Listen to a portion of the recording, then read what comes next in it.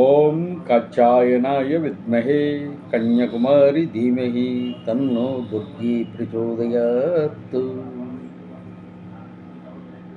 వివాహం కాని ఆడపిల్లలు, వివాహం కానివారు ఏ పారాయణ చేస్తే శీఘ్ర వివాహం వస్తుంది.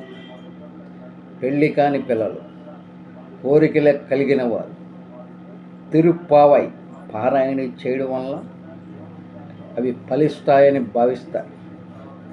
విష్ణుచిత్తుడి కుమార్తె అయిన గోదాదేవి మానవ మాతృలని కాక ఆ రంగనాథుడిని వివాహం చేసుకుంటానని దీక్ష బూనుతుంది.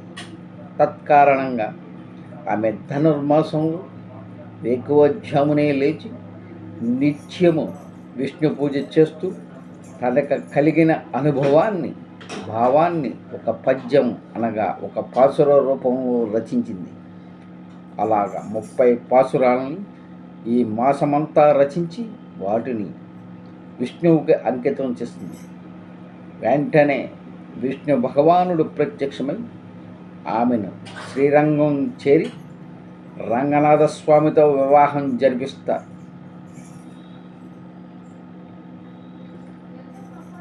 విష్ణువు ప్రత్యక్షమై ఆమెను శ్రీరంగం రమ్మని చెప్పగా ఆమె కోరికపై ఆమె తండ్రి గోదాదేవిని తీసుకుని శ్రీరంగం చేరి రంగనాథ స్వామితో వివాహం జరిపిస్తారు.